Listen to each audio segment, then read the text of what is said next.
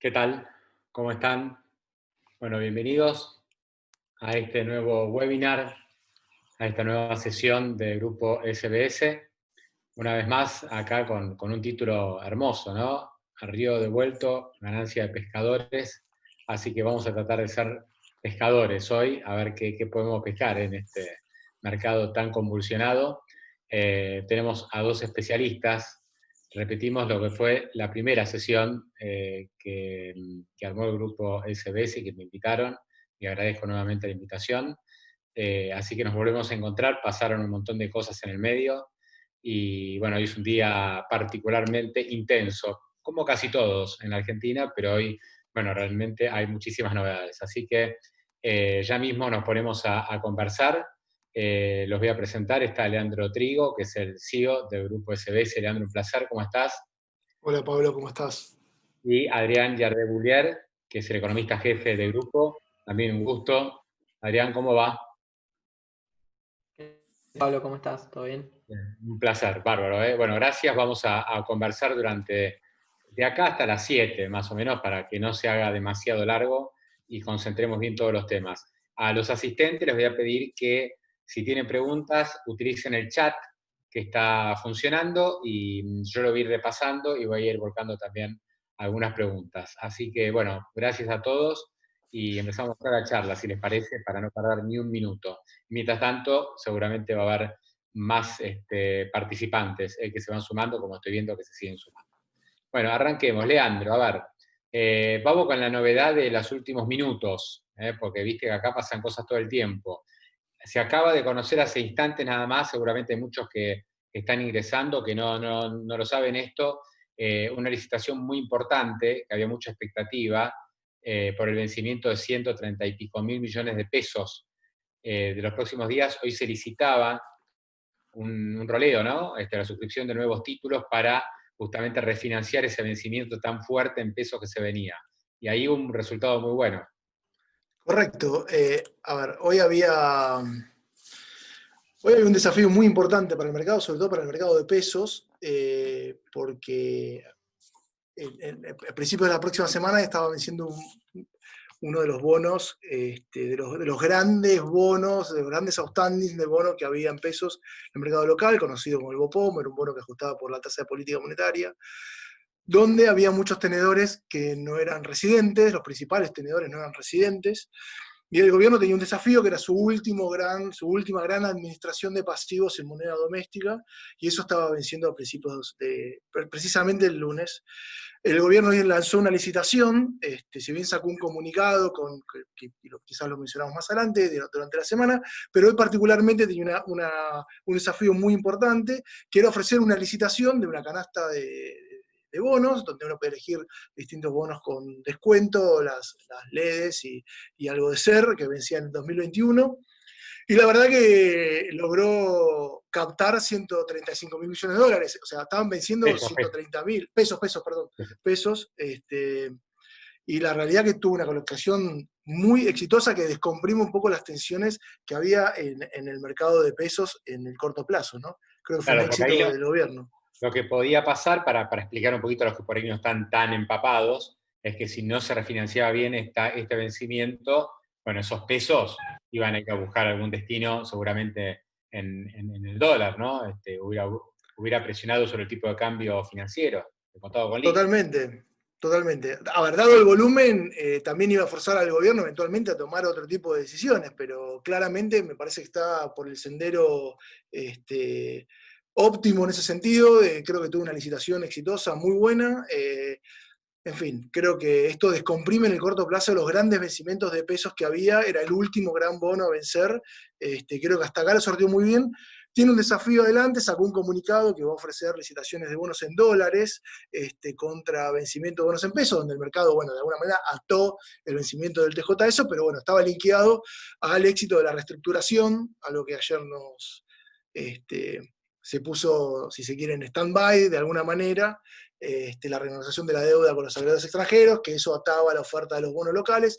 el gobierno había sacado un comunicado diciendo que iba a ofrecer 3 licitaciones de bonos en dólares para suscribirlos con títulos en pesos. Entonces, bueno, había ahí un problema intertemporal, ¿no? Entre el lunes y la primera llamada de licitación, que era el 7 de agosto, que era lo que iba a pasar. Bueno, finalmente el gobierno ofreció estos bonos y fue un éxito su colocación. Claramente hubo un voto de confianza a seguir roleando pesos en estos volúmenes, ¿no? Voy a aprovechar esta introducción y este primer tema para preguntarle a Adrián si la presión que se había visto sobre el mercado cambiario, especialmente el contado con liqui, el dólar MEP, que ya en las últimas semanas, bueno, hubo un retroceso grande, ¿no? En el dólar financiero, sobre todo también por restricciones muy fuertes en ese mercado. Y bueno, ahora también se está trabajando con la curva de pesos. Eso permite cierto horizonte en relación a que no va a haber sobresaltos muy grandes en lo que es la curva dólar, digamos, contado con líquido, dólar MEP, teniendo en cuenta también estas restricciones y lo que pasó hoy. A ver, yo primero lo que diría es que gran parte de la apreciación que tuvo el tipo de cambio implícito estuvo relacionada también con factores externos a Argentina, ¿sí? O sea, por un lado mejoraron un poco las monedas emergentes y el sentimiento alrededor del riesgo emergente en general, y también tuvimos algunas semanas de lo que era, por lo menos a priori, progreso en las negociaciones con la deuda, que también permitía imaginar un escenario donde se descomprimían mucho las tensiones financieras. Sumado a todo eso, cuando se fue acercando la fecha de vencimiento de este bono de política monetaria, también empezó a emerger alguna especie de estrategia constructiva para evitar sobresaltos cambiarios que, como bien decía Leandro, dio muy buenos resultados hasta ahora, y en general permite muy en el corto plazo eh, imaginar un tipo de cambio implícito un poquito más tranquilo, ¿no? Pero bueno, yo lo que siempre digo es que no nos tenemos que olvidar que detrás de todo esto tenemos una emisión monetaria que va a todo vapor y que tarde o temprano va a también reflejarse en los mercados, ¿no? Sí, además la extensión de la cuarentena seguramente se va a reflejar en más ayuda del Estado, más déficit, más emisión de pesos. O sea, hasta ahora hemos visto una parte, pero esto va a continuar, por más que no se pague el medio aguinaldo con plata del Estado, o que el programa ATP se reduzca un poco, el déficit de las cuentas públicas va a seguir muy fuerte. Sin dudas. A ver, el gobierno mostró algunas señales de prudencia desde el lado fiscal, ¿sí? O sea, si todo esto se va a financiar con emisión y las empresas no te están pudiendo pagar los impuestos, eh, entonces tenés que ser muy preciso en cuáles son los programas que vos vas a elegir para financiar del lado del gasto. Y en ese sentido empezaron a revisar un poco la estrategia y tratar de, digamos, si bien obviamente vamos a un sendero de mayor emisión monetaria, tratar de controlar un poco el problema, ¿no? O sea, hasta ahora la verdad que la velocidad viene siendo enorme. A veces uno en el día a día pierde la noción de las magnitudes, pero piensen que desde agosto ya se emitió una base monetaria para financiar el tesoro, ¿sí? O sea, y no hace tanto Impresionante. tiempo que... Sí, y tampoco, Adrián, tengo claro si digamos, si el rescate o si la absorción, mejor dicho, de esos pesos es suficiente, ¿no? Para calmar presiones cambiarias en el futuro. O sea, es una fórmula que a Sturzenegger no le funcionó, por ejemplo, ¿no? Porque acordate que las LEVAC eran justamente un instrumento para absorber pesos, que eran los pesos que se habían emitido para comprar dólares, o sea, era un poquito más justificado incluso. Pero tampoco a él le funcionó para calmar la inflación y después también el tipo de cambio se le fue a las nubes. No, a ver, todo esto tiene un límite que es la demanda de activos en pesos en general, ¿no? O sea, uno piensa, bueno, la demanda de pesos remunerados es bastante mayor que la de no remunerados. Bueno, sí, lógicamente, pero también es limitada. Eh, en general, cuando uno piensa, bueno, ¿cuánto es la suma de base monetaria no remunerada y remunerada? Y más o menos 14 puntos del PBI en situaciones normales. este año, como viene la mano, se están tomando decisiones que la van a llevar más cerca de 19 puntos del PBI, como están hoy las condiciones, ¿no? Al final, Obviamente que eso al sí, al final te final lleva hablaba, sí, sí, a se un ajuste hablaba nominal, ¿no? sí, la verdad que se hablaba en la campaña de terminar con el festival del ELIC, del EVAC, no sé qué, y al final tenemos un festival. O sea, la misión del ELIC es impresionante, ¿no? Para tratar de reducir la cantidad de peso circulante. Pero bueno, como que no queda otra. Sí, da la impresión de que la velocidad que lleva la emisión monetaria es muy superior a lo que puede dar la demanda de pesos, ¿no? La verdad que hoy no da la impresión de que se pueda absorber fácilmente toda esta emisión, ¿no? Sí, ahí Hernán pregunta, voy a aprovechar para trasladar la pregunta, igual me voy a animar a contestarla yo, pero si no me corrigen, si no me corrigen. Y los que quieran preguntar que se sumen al chat. Pero Hernán dice, bueno, ¿quién puede asegurar que después los que compraron estos bonos en pesos no se los desprendan? No, está bien, obviamente que después lo pueden desprender, pero acá lo importante era que no hubiera emisión monetaria también por el vencimiento de bonos en pesos. Era otra fuente de emisión monetaria que tenía el Banco Central por delante, por lo menos esa canilla la cerraron. O sea, hay como varios grifos, ¿no? De Correcto. emisión monetaria. Un grifo es el vencimiento de bonos en pesos. Bueno, ese grifo por lo menos lo cerraron. Los otros grifos siguen a todo lo que da. ¿Está bien, Leandro? Es correcto. A ver, no necesitaban esperar el vencimiento o eventualmente el bono nuevo para desprenderse de esa posición. Lo pudiesen haber hecho la semana pasada o el mes anterior. Básicamente no nos olvidemos que son posiciones que están buscando justamente un trade de local currency, ¿no? De moneda argentina, y con lo cual es como se roleaba esa posición, básicamente. Sí, pudiesen haberlo vendido hace un mes, 3 meses, y no fue así, y creo que de alguna manera mostraron el commitment de seguir devengando pesos, por lo menos hasta después del canje de deuda, ¿no? Bueno, ya que estamos hablando de bonos en pesos, ¿hay buenas oportunidades? O sea, la curva en pesos se normalizó mucho en estos meses, quiere decir que los rendimientos fueron a valores más normales. Por ahí en enero, febrero agarrabas un bono en pesos que estaba destruido porque se Ujú. esperaban nuevos reperfilamientos y estas cosas. De hecho, hubo uno con dólar link, pero después se fue cumpliendo con el pago de los bonos, se fueron refinanciando y eso fueron buenas señales, ¿no? Ujú. Creo que ahí se trabajó aparentemente bien. Entonces, ¿hoy cómo está esa curva de pesos? ¿Qué se puede comprar de bonos en pesos? Yo, a ver, creo que deuda Badlar, tanto soberano como corporativo y ajustado por ser en el soberano, siguen siendo las mejores opciones para lo que es rendimientos en pesos. No nos olvidemos de algo que hoy las tasas pasivas, si se quieren, que hay en el sistema financiero, en términos reales son negativas, ¿no? Entonces eso ya nos pone un umbral, si querés, un poco incómodos con este escenario macroeconómico que estábamos viendo. Pero bueno, creo que eso obviamente lo terminan pagando en spread el soberano y el corporativo, tanto el premio que tienen que pagar por arriba de SER y Badlar, tanto los corporativos como los soberanos. ¿Cuánto te da hoy un bono en pesos más o menos? ¿Ser más cuánto está? Y vas a estar en orden dependiendo el tramo, porque es el 2021, pero vas a estar en ser más 5 o ser más 9, dependiendo el vencimiento. Que creo que creo que es un buen trade para lo que es el escenario macro que estamos viendo, ¿no? Sí, además, bueno, hay inversores institucionales, viste, pues hay que dividir un poco entre lo que es el apetito del inversor institucional del ahorrista. El inversor Correcto. institucional que tiene que estar en pesos, un ser más 5, ser más 7, que le paguen la inflación más 6, 7 puntos más, está bueno. Uh-huh. El ahorrista pienso que mira no solo la inflación, sino especialmente qué pasa con el tipo de cambio. Ahí es Sí, donde vas a ver si ganó o perdió. sí, sí, Argentina, creo que el tema, vos lo describías muy bien, el tema del tipo de cambio creo que no es solo un arbitraje de tasas, ni esterilización de pesos, ni demanda de pesos, creo que es un poquito más profundo el análisis con ese mercado, ¿no? Pero sí, sí, claramente. Badlar obviamente paga un spread más alto porque partimos de tasas reales negativas, de como tasas de referencia la Badlar, pero bueno, vamos a dar el orden de Badlar más 1000 aproximadamente, que no está nada mal.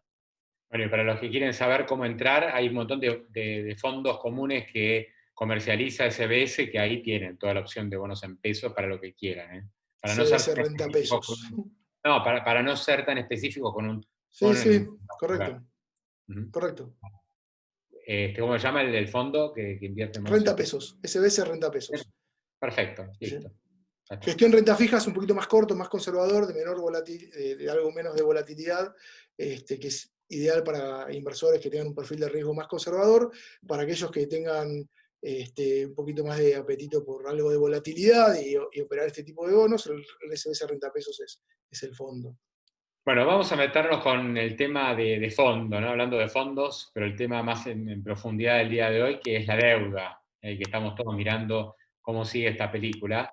Yo creo que hay que seguirlo todos los días, ¿no? Es un tema, digamos, hoy no podemos decir, bueno, dentro de un mes volvemos a hablar. Tenemos que hacer esto todos los días, porque realmente va a haber novedades, creo que hora a hora ahora, ¿no? Y lo que pasó ayer es un capítulo más. El gobierno diciendo es imposible aceptar la propuesta que nos hacen los acreedores, y los acreedores diciendo menos que esto no nos podemos bajar. Y daría la sensación que las conversaciones están cortadas o que no va a pasar más nada, y creo que no es, mi sensación es que esto va a ser dinámico. O sea, no podemos asegurar que no se sigue discutiendo, y fue un día malo para los mercados, después recuperó. Contame un poquito, Leandro, cómo lo estuviste viendo. Mira, coincido, un poco y también lo remarcábamos en el webinar anterior, ¿no? Me parece que pierden todos, ¿no? Me parece que pierde el gobierno, me parece que pierden los acreedores. Creo que partiendo de esa premisa la negociación, creo que va a haber un punto de encuentro. Creo que hoy lo que se hizo fue deschavar por lo menos las puntas, cuáles son las verdaderas puntas del gobierno en su mejora. Ahí obviamente es algo que lo hemos conversado, pero la variable del exit deal es algo que sigue siendo determinante a la hora de determinar el valor actual neto de esa oferta. En líneas generales, creo que el mercado esperaba que las puntas estén un poquito más cerca, hablando quizás en formato de trader entre 50 y 55, y quizás quedó en evidencia que son un poquito más amplias. Creo que es eso lo que surgió hoy. ¿Cuánto vale la oferta del gobierno? La última oferta que publicó ayer Guzmán, que no es la formal, pero sí un buen indicativo. Y al 12% de exit yield estás en el orden de no llegás a los $44, Y al $43. 10%, al 10%, que es la comparación que se toma. Y estás un poquito mejor, estás un poco más cerca de 50. Por debajo de 50, pero estás más cerca de 50. Muy bien. ¿Y la de los bonistas? Y lo que pasa es que está dividida la opinión entre los dos grupos. Uno está un poquito más duro, pero estás en el orden de los 50, $55 y tomás 12, 10% de tasa de descuento. Está bien, pero no está tan, parecería que no hay tanta diferencia, no está tan lejos. No, Hay diferencia igual. no. Hay, pero me parece que en algo que es, insisto, me parece que es complejo para ambas partes. No veo un escenario de patear el tablero. Entiendo que es un proceso que lleva a estos tires y aflojes, digamos, pero en líneas generales me parece que van a llegar a un consenso y van a terminar reestructurándolo. No muy lejos, digamos, no están muy lejos, realmente. Sí, después el tema es cuántos aceptan y cuántos no. Esa es otra historia, ¿no? Bueno, ese es otro gran tema que no está arriba de la mesa cuando uno habla de estos grupos. Digamos, estos grupos tienen la posición para bloquearte la transacción, pero tampoco está en descubierto si con esto llegás a activar las cláusulas de acción colectiva, ¿no? Que ese es un gran tema que, digamos, sería la situación óptima del gobierno sería llegar a un acuerdo y además alcanzar las cláusulas de acción colectiva, que generaría un arrastre para todos aquellos que no hayan aceptado y nada, no haya deuda sin canjear o deuda on tender, digamos, en el mercado, que perjudicaría futuros litigios y bueno, algunos problemas a futuro. Sí,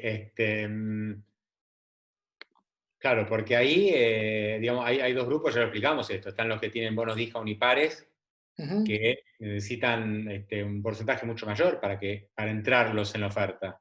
Y aparentemente son los más duros, son los que más piden en esta Exactamente. situación. Y ahí es donde hay una diferencia entre los distintos grupos de bonistas. Sí, correcto, correcto. Es así. Insisto, creo que debería haber un punto de equilibrio. Cuando uno mira bono por bono, digamos, puntualmente el pari no es uno que esté demasiado lejos con las pretensiones de los acreedores, digamos. Quizás el discount tiene un poquito más de lejanía entre las puntas, pero, insisto, me parece que van a tener que terminar encontrando un punto de equilibrio para solucionar este problema. Sí, la duda que sigue habiendo es si esto es un tema de Guzmán puro, si él es el que se pone por ahí en detallista con este tipo de cuestiones, o si hay una orden política de seguir apretando, todavía no. Eso yo creo que no termina de estar del todo claro, ¿no? Más allá de todas las suposiciones que están dando vueltas. Mira, del no podemos pagar más de lo que podemos pagar en la primera oferta hasta la que se conoció ayer, claramente Argentina tiene capacidad de hacer esfuerzos. Hoy Adri publicó un reporte, una nota, unos quick note nuestras, muy atinada, donde en realidad, en definitiva, Argentina todavía tiene margen para seguir mejorando su oferta. Por ejemplo, Adrián, la oferta original, la que fue totalmente rechazada, que venció el 8 de mayo, establecía que el gobierno iba a pagar durante la administración de Alberto Fernández, en estos 4 años, 300 millones de dólares. Bueno, eso con la nueva oferta sube creo que a no sé si 1.700 millones, no me acuerdo ahora si son 1.300 o 1.700 millones, pero ya ahí hay una diferencia importantísima. Sí, a ver, si uno mira tanto... Perdón, Adrián, no es nada comparado con los 28.000 millones de dólares que vencen originalmente de deuda argentina. O sea, estamos hablando siempre de una... Claro, correcto. A ver, cuando uno mira las últimas dos ofertas, ¿sí? O si quieren las dos puntas, uno lo primero que tiene que ver es, bueno, la posición del gobierno ya va quedando muy clara, ¿sí? Y del lado de los acreedores, yo creo que la oferta que realmente tenemos que mirar es la de BlackRock y los bonistas del canje anterior, que son los que tienen un tercio de los bonos más o menos, ¿sí? El otro comité ya publicó algo que es casi idéntico a lo del gobierno y básicamente ya, digamos, casi que le dijo al gobierno que está dispuesto a empujar una oferta como la que ellos ya presentaron. Ahora, cuando uno se fija la distancia que hay entre los fondos y el gobierno, ya es muy, muy pequeña.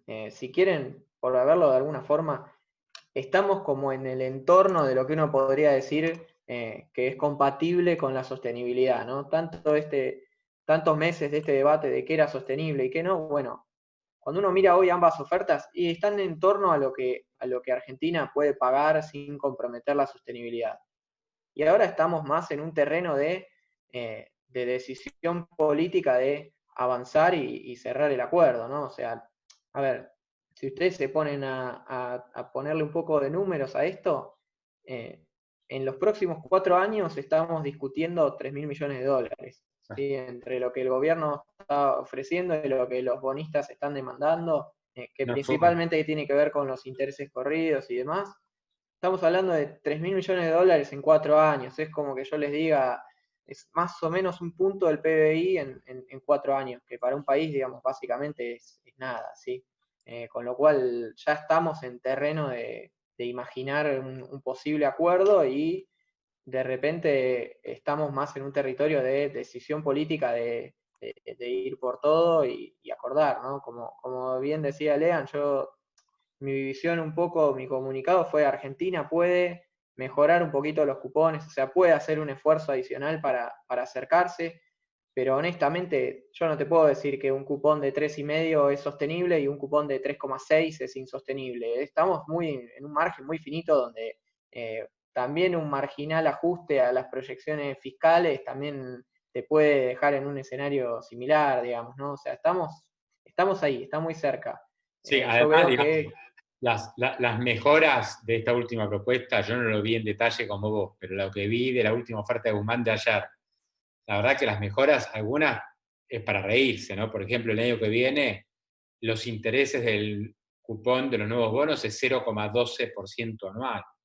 sí, es un tal cual, es un cupón Ya, simbólico. no, es un cupón simbólico. Podríamos hablar de que no hay cupones, tal cual. Pero sin dudas estamos discutiendo eso. A ver, los bonistas, a ver, ¿cómo les digo? El gobierno ya logró lo que necesitaba o lo que quería. Si uno mira la última oferta que le hicieron los bonistas, el gobierno, ¿qué es lo que quería? Y no pagar mucho en estos 4 años. Bueno, lo consiguió, ¿sí? O sea, cuando uno mira esa oferta, más o menos 3.000 millones de dólares, como les digo, no, digamos, el objetivo de no pagar nada en estos 4 años está logrado. El famoso periodo de gracia que establecía Guzmán, incluso en sus escritos previos a ser ministro, está logrado, porque estoy hablando de, no sé, entre 1.500 y 3.000 millones de dólares distribuidos en 4 años, la verdad que es Sí, prácticamente... tal cual. Entonces, uno acá lo que tiene que pensar es que estamos en un terreno donde, está bien, los comunicados de ayer de ambos lados enfrían un poco las relaciones bilaterales y capaz permiten pensar que vamos a estar algunos días sin ver avances, básicamente,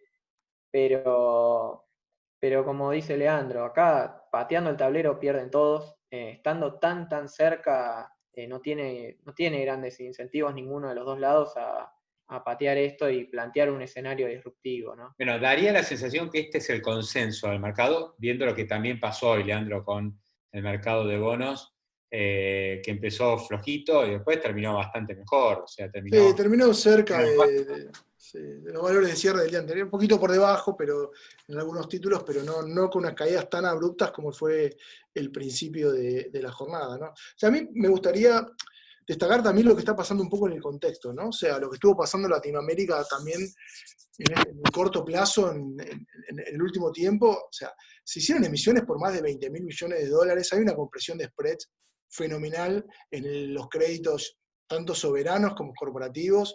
Estamos hablando en términos soberanos, hubo una compresión casi del 30% en esos spreads.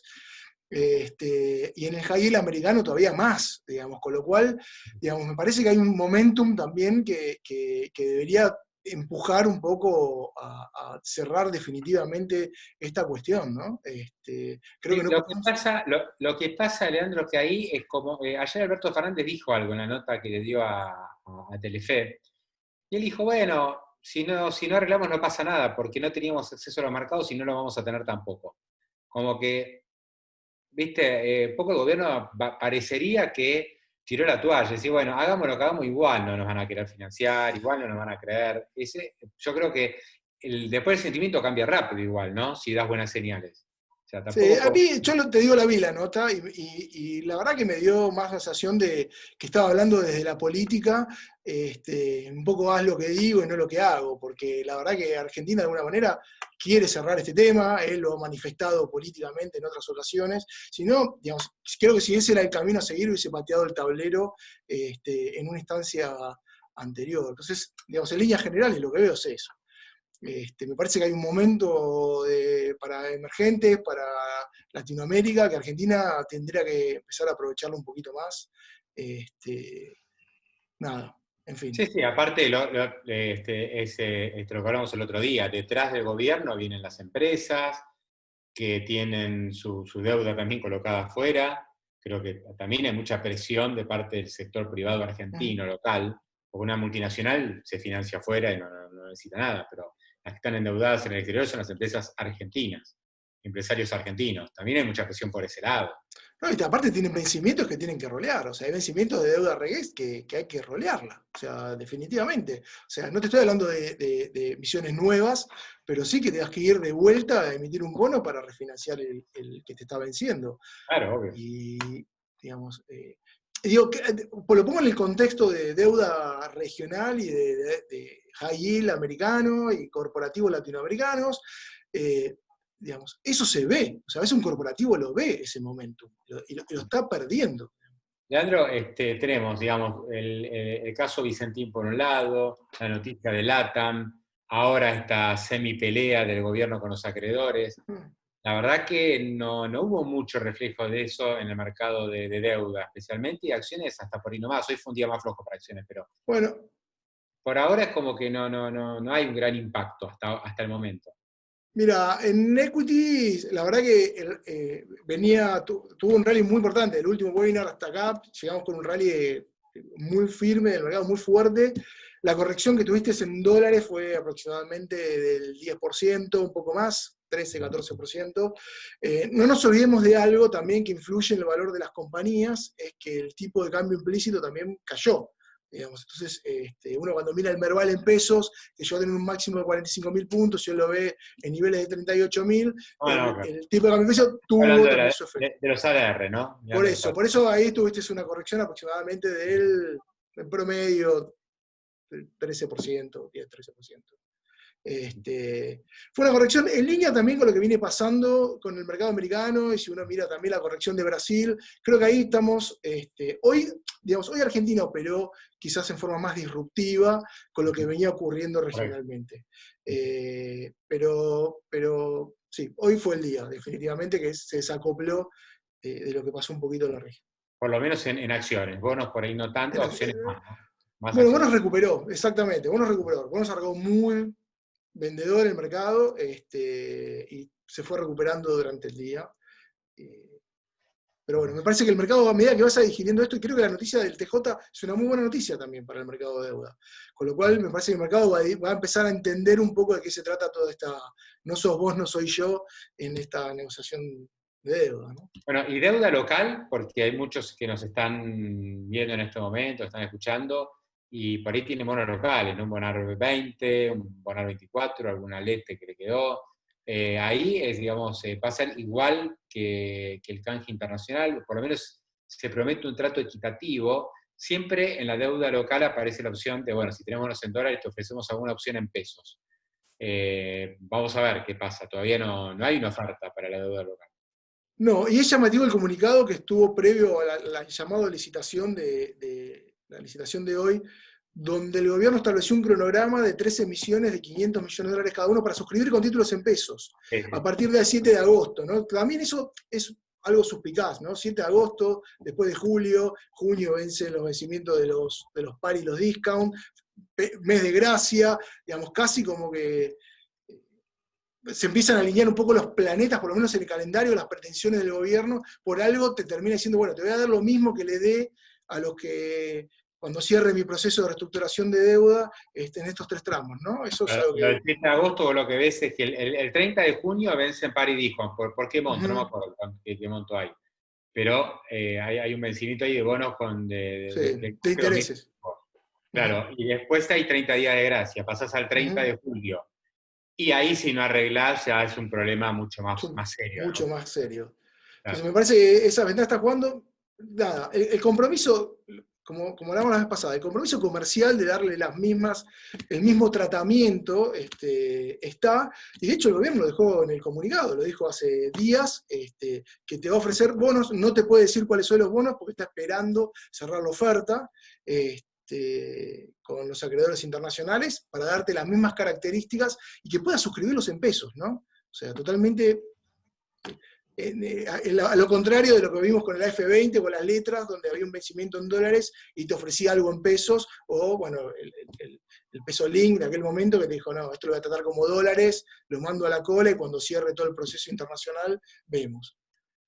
Sí, algunos también interpretaron, puede ser, que le están dando a algunos fondos extranjeros la salida elegante de bonos en pesos, que no los quieren más, también considerando lo que es la negociación de deuda de afuera. Decir, bueno, está bien, ¿sabes qué? Te hago la quita acá, tenemos que negociar esto, pero te doy una mano con los bonos en pesos.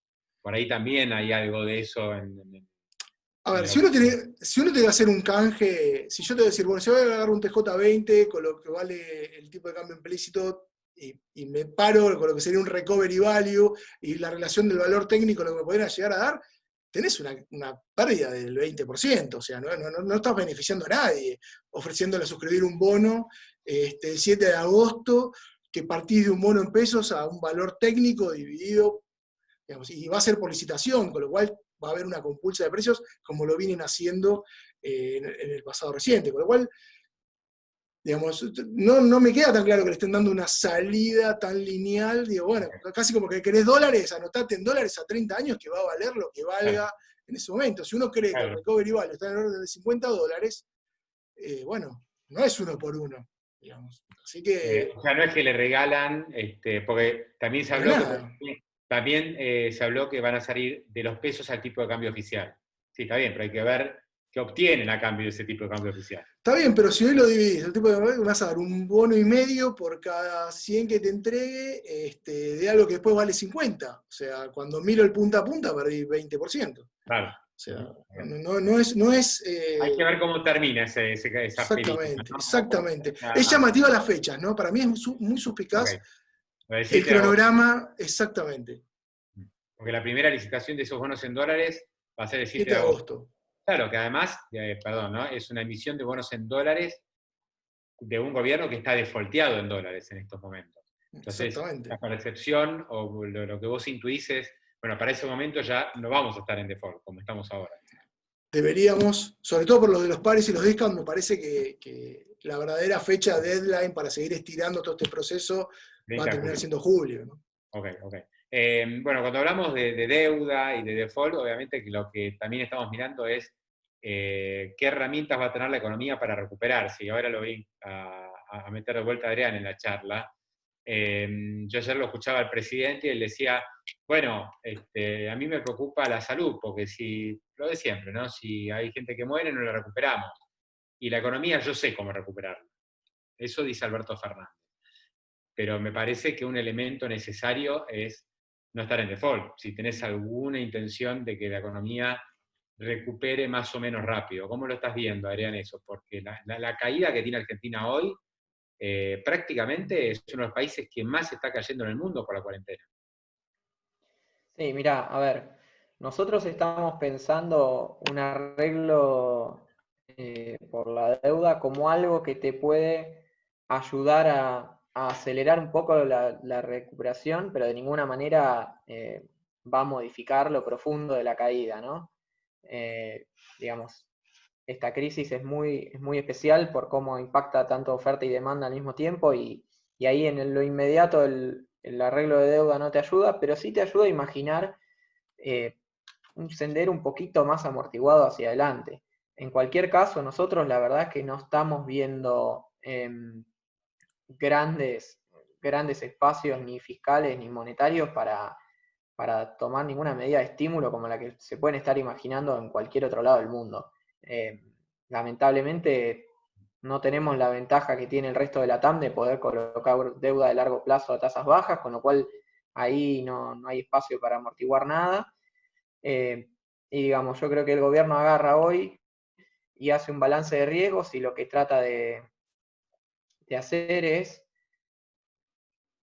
digamos, ceder en el terreno de la inflación, decir, bueno, prefiero tener medidas de estímulo que más o menos me mantengan el aparato productivo lo menos dañado posible, y yo sé que ahí enfrento un trade-off que es un riesgo inflacionario hacia adelante, pero bueno, estás como eligiendo el mal menor, ¿no?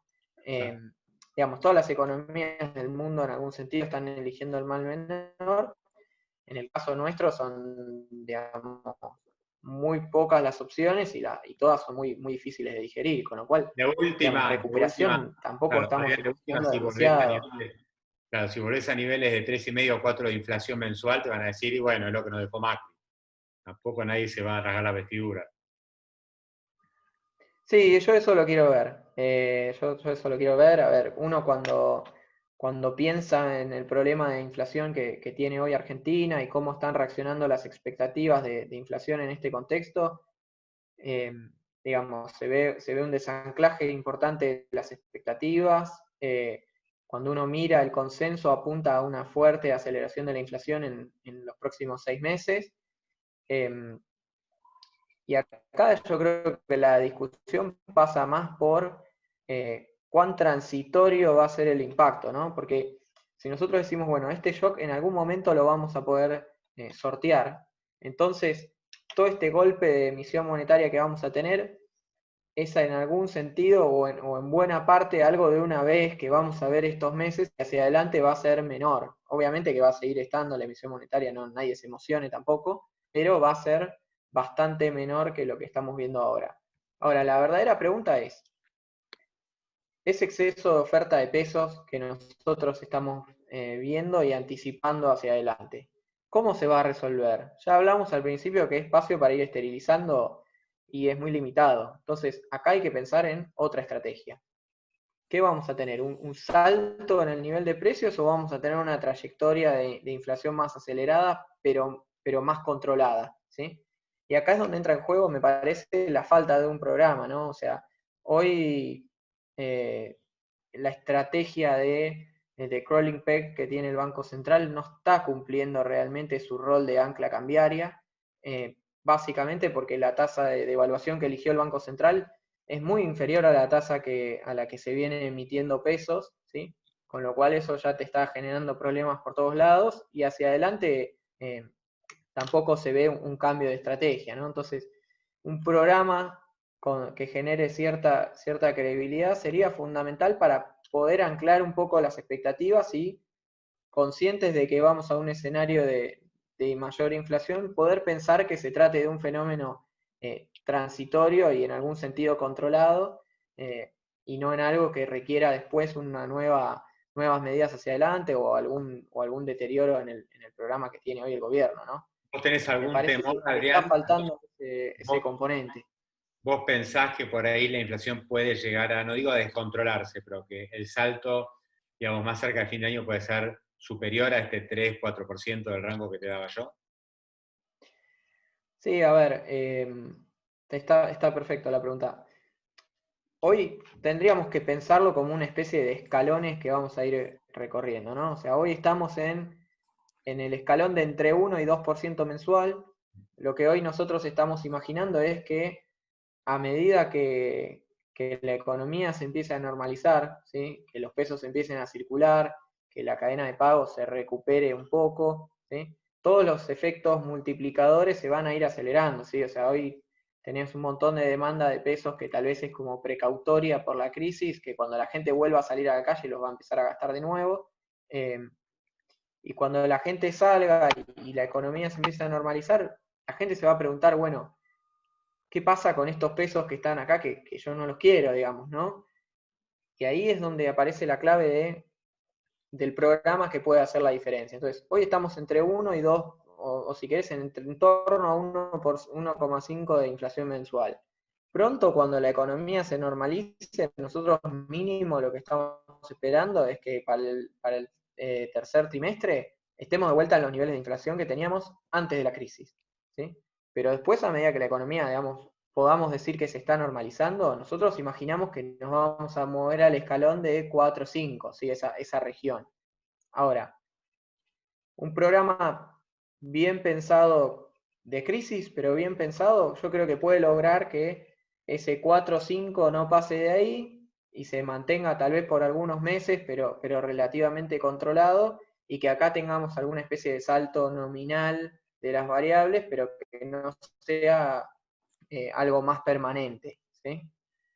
Ahora, si encima no logramos un programa que ancle las expectativas y demás, bueno, ese escalón de 4 o 5 puede dar paso a un escalón también mayor, ¿no? Y ahí es donde está el riesgo que eligió correr el gobierno, obviamente, pero a mí me da la impresión que con estas fechas que hablábamos recién del 7 de agosto y demás, que hay algún tipo de plan cocinándose, obviamente que todavía faltan muchos detalles, pero da la impresión de que hay alguna estrategia acá en ese sentido.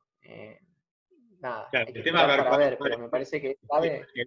yo creo que el tema, Adrián, es que no lo vamos a contestar ahora, es cuál es realmente ese plan, porque si el plan es expropiación, viste, tener actitudes muy, muy duras con empresas como extranjeras, como el caso de la TAM, que no le ayudaron en lo más mínimo para que pudiera quedarse, y esta cosa, eso va a complicar mucho. Ahora, si esos son episodios aislados, por ahí es otra historia. Creo que todavía no está muy claro qué es lo que van a querer hacer.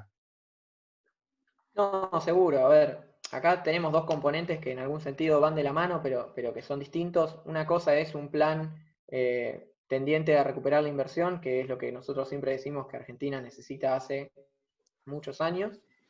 Y otra cosa es un programa que por lo menos recupere el control y la consistencia entre lo que es la política monetaria, la política fiscal y la política cambiaria. Yo creo que este programa que yo te digo es algo esencial para que las expectativas no se sigan deteriorando, pero obviamente si uno quiere pensar en una trayectoria más virtuosa de mediano plazo, tiene que ir de la mano con algunas ideas que alienten un poco más la inversión, ¿no? Obviamente a contramano de todo lo que vos decís recién. Correcto. Bueno, vamos a hablar un poquito de la ganancia de pescadores, que es el título de este encuentro. Me parece que tuvimos un excelente panorama y todos lo queremos escuchar, ¿no? Cómo ven el tema deuda, cómo ven el tema vencimientos y reperfilamiento de bonos en pesos, un poco la inflación, qué está pasando con la cuestión cambiaria, y bueno, a ver si nos llevamos algunas ideas. La otra vez Leandro nos dijo, hay que meterse de cabeza en acciones, porque nos dio varias mediciones, varias métricas, están regaladas. Más allá del escenario que veas, estamos a niveles muy bajos. Y de un mes a esta parte, Leandro, fue impresionante lo que sucedió. Por ahí hoy un poquito dejaste parte de esa ganancia, sobre todo. Pero fue muy bueno. Contame a ver qué oportunidades estás viendo en el mercado que, digamos, para un inversor medianamente conservador, ¿no? Para un pedacito de la cartera que diga, bueno, esto lo arriesgo, pero tampoco inmolarse. Mira, mercado conservador te diría que la renta fija a corto plazo, como hablábamos, algo de SER y algo de Badelar sigue siendo el activo por definición de mayor relación riesgo-retorno. Insisto, el gran vencimiento creo que estaba hoy, o el gran desafío creo que se centraba hoy con lo del lunes, creo que eso, despejado eso, deja un mercado de pesos mucho más estable. En materia de tipo de cambio, bueno, obviamente lo que se está viendo es mucha demanda por instrumentos dólar link, por varias formas, digamos. Nosotros estuvimos con algunas emisiones corporativas en torno de 18 y 24 meses. Creemos que ese mercado creo que ya encontró una dinámica y cierto volumen interesante, digamos, y me parece que digamos, si bien esta semana hay algunas emisiones más, creo que empezó a tomar cierta gimnasia que no veíamos.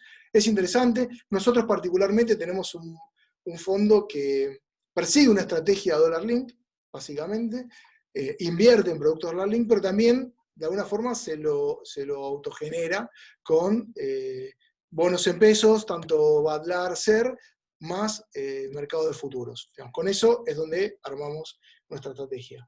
Y para sí, y obviamente tenemos fondos balanceados, digamos, creo que son fondos que han demostrado una performance increíble en los últimos años. O sea, son ideales para aquellos inversores que ¿viste? Es un proceso de acumulación, donde es un fondo que puede tener hasta el 10% de equities, donde tiene posiciones en dólar link, en hard dólar, en pesos SER, en pesos Badlar, tasa fija. Creo que tiene una gestión activa muy, muy importante, se les balanceado. Creo que es un fondo ideal para una persona que quiere tener una cartera bien diversificada y con algo de riesgo moderado. Y sí, equities, en términos relativos, la verdad que todo subió. Toda el equity afuera subió un montón. Cuando digo afuera, digo desde América del Norte hasta Latinoamérica, tuviste esa corrección. Hoy fue el primer desacople que tuvo Argentina, fogoneado por lo que hablábamos ayer, pero no siguen, siguen, o por lo menos estando muy presentes ese relative value donde Argentina cotiza con descuentos del 40% promedio cuando uno ve las compañías comparadas con la región. Insisto, cuando también uno ve lo que está pasando con el funcionamiento de las compañías, cómo está la facturación de las compañías que están funcionando, ¿no? Nivel de producción, los números son muy duros, salen datos de recaudación donde en términos reales las caídas son muy, muy fuertes, y probablemente eso sea un componente fundamental en ese relative value de lo que estamos viendo. Pero en general te diría que son los tres.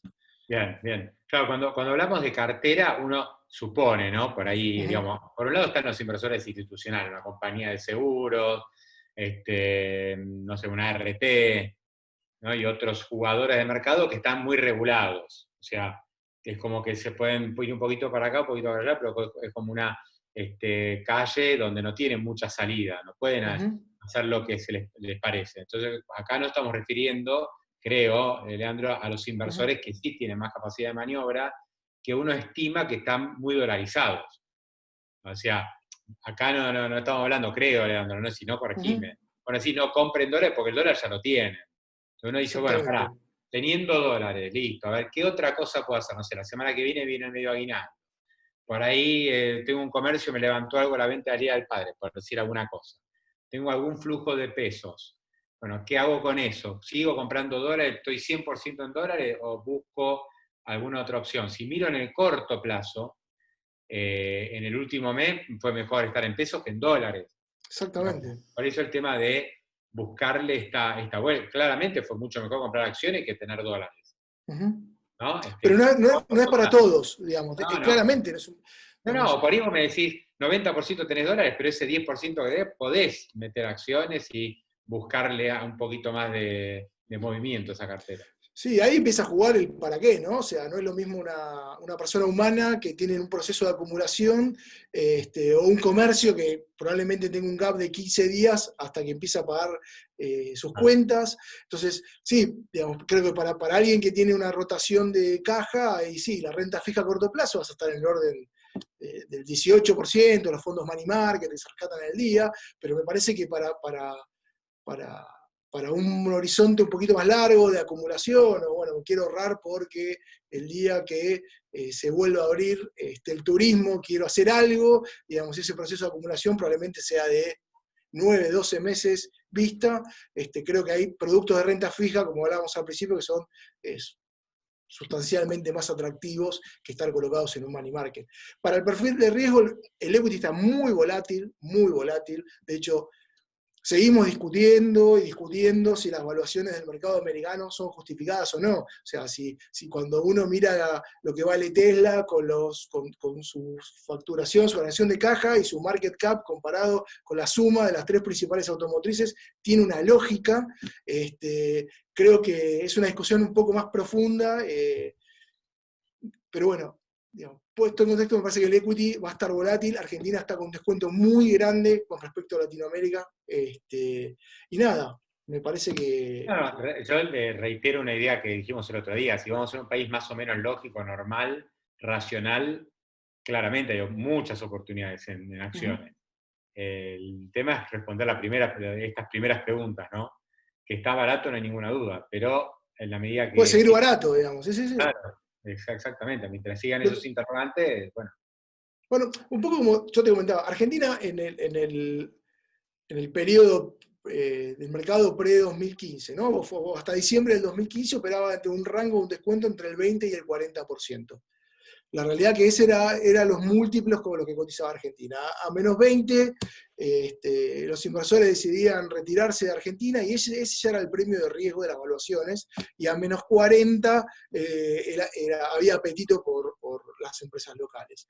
Me parece que no hay que perder de vista ese juego relativo tampoco, que es muy importante, y al mirar, digamos, bueno, ok, a menos 40 Argentina es atractiva, ¿sí o no? Digamos, ya tiene el pricing de todos los riesgos que acabamos de mencionar. Entonces, me parece que eso, cuando uno se pone a operar en el mercado accionario, definitivamente tiene que tener en cuenta ese contexto.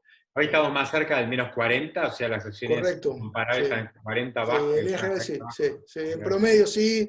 Bueno, bancos, utilities, ahí hay todo un mix. Pero te diría que en promedio estamos en ese orden de Bueno, evaluación. y para ir cerrando, Adrián, ¿cuándo empezamos a pegar la vuelta? Porque, digamos, abril por ahí fue el peor mes porque estaba todo absolutamente cerrado, casi como en ningún otro lugar del mundo. Hubo caída de la actividad industrial, producción cero de autos, comercio 75% sin funcionar. Eso no se vio casi en ningún lugar del mundo. Mayo fue mejor que abril, en buena parte de los indicadores, pero porque directamente no se vendió un auto. Estaba viendo, por ejemplo, autos usados, hubo un salto muy grande también en mayo respecto a abril, pero partiendo casi de cero. ¿Cómo sigue esto? O sea, junio va a ser mucho mejor que mayo, por ejemplo.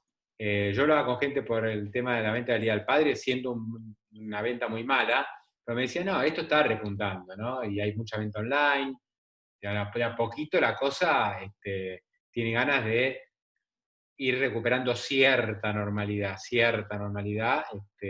después del bajón de abril, ¿no? Menos 20% el PBI. Entonces, ¿cómo sigue esto? ¿Cómo te imaginas que va a seguir esa progresión económica? A ver, recuperación vamos a tener, si uno entiende recuperación como seguir abriendo lugares que estaban cerrados, ¿sí? O sea, comparado con el peor momento que es abril, esto va a seguir levantando gradualmente. Lo que sí creo que hay que tener en cuenta es que lejos de volver a los niveles que teníamos, si quieren, en febrero. Entonces, eso es lo primero a tener en cuenta. Obviamente que en los indicadores se van a ver números medio raros, porque sí, si vendiste 0 y un mes pasás a vender 1, obviamente parece como que festejan todos, pero en realidad estamos muy lejos de lo que son los niveles de febrero. Ahora, en cuanto a una posible recuperación más genuina, ¿sí? O más sostenible en el tiempo, a ver, yo creo que con la deuda hay una oportunidad muy importante de relanzar la gestión económica en general, ¿sí?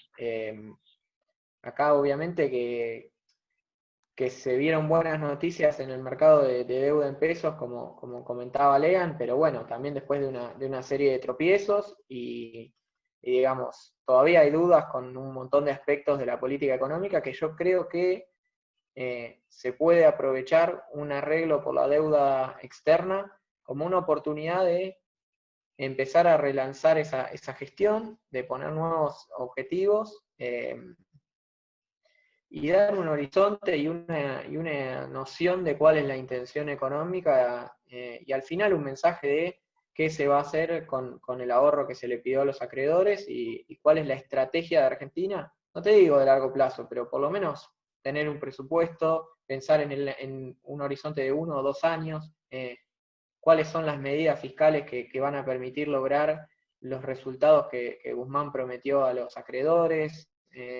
No son cosas tan grandes, pero son cosas mínimas, básicas, consensos esenciales que pueden lograr un montón. Si esa oportunidad se va a aprovechar o no, obviamente yo no tengo la respuesta, pero veo que hay una oportunidad enorme con el tema de la deuda, ¿no? Bien, bien. Bueno, vamos a ir cerrando. Hay algunas preguntas que no las voy a volcar ahora porque nos llevarían a otro encuentro. Por ejemplo, CDRs, que es un capítulo diferente y que la semana pasada se hizo un seminario específico sobre opciones en CDR, es decir, acciones internacionales que se pueden comprar en Argentina. Bueno, eso ya merece todo un capítulo aparte, Leandro, me parece. Y después el tema de bonos provinciales. Hay varias preguntas de bonos provinciales. Pero, digamos, como mensaje me parece que hay que esperar primero la reestructuración nacional. Cuando se cierre la nacional, eso va a ser el benchmark, digamos, el caso testigo para todas las demás, para provincia de Buenos Aires primero, pero también para lo que quiera hacer Mendoza, Córdoba, uno supone que van a ser menos agresivas, pero el piso lo pone la nación, me parece. ¿Cómo, no? A ver, en materia, las provincias, no sé, en promedio, 2/3 de sus ingresos dependen de la Tesorería Nacional. Digamos, así es como funcionan las provincias. Algunas más, algunas menos. Digamos. Obviamente, Ciudad Autónoma de Buenos Aires y Provincia de Buenos Aires tienen menos dependencia de la Tesorería Nacional, y hay otras que dependen del 85-90% de la Tesorería Nacional. Digamos. Tienen alta dependencia de lo que ocurre en el ámbito nacional.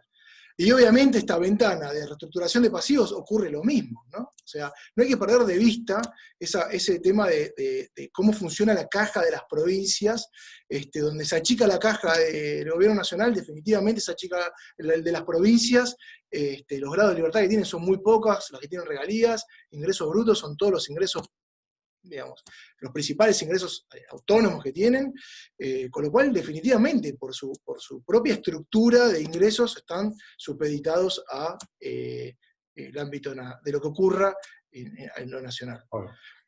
Me parece que a las provincias hay que entenderlas desde esa óptica, ¿no? O sea, entender qué es Ciudad Autónoma de Buenos Aires, entender qué es Provincia de Buenos Aires. Obviamente hay algunas que son un poquito más saludables desde el punto de vista de finanzas, pero en líneas generales en la República Argentina es lo que ocurre con el crédito provincial. Bien, antes de despedirnos les quiero recordar que va a haber una encuesta ahora, ¿sí? Es 30 segundos, así pueden contestar sobre, ahí está la encuesta, menos de 30 segundos tardamos, así que sí, pues son 2 preguntas nada más fácil imposible. Ni siquiera califica como pregunta de examen, así que es muy sencillo, contesten por favor qué les pareció el webinar, eso sirve para ir mejorando. Y bueno, ya vamos a estar organizando nuevos, porque acá esto no para. La verdad que hay mucha gente interesada, les agradecemos un montón que se sumen, que hagan preguntas, perdón si no podemos contestar todas.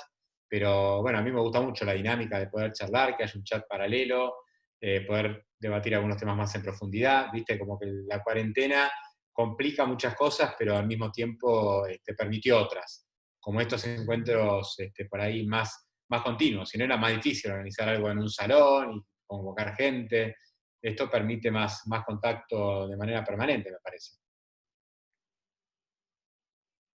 Totalmente. Bueno, ahí está. Bien, Leandro, gracias, un placer. Adrián, un gusto. Espero que hayan respondido bien, espero que les haya gustado. Bueno, y nos quedamos con un montón de ideas para aplicar en algunos casos, para pensar en otras. Y bueno, un placer, como siempre, 7:02 minutos, así que no nos pasamos casi nada de lo que habíamos prometido. Descansen, cuídense y seguimos en contacto. Gracias. Chao, Pablo, un abrazo a todos. Gracias. Igualmente. Chao a todos, gracias por sumarse. Chao, Adri, un abrazo. Chau, chau.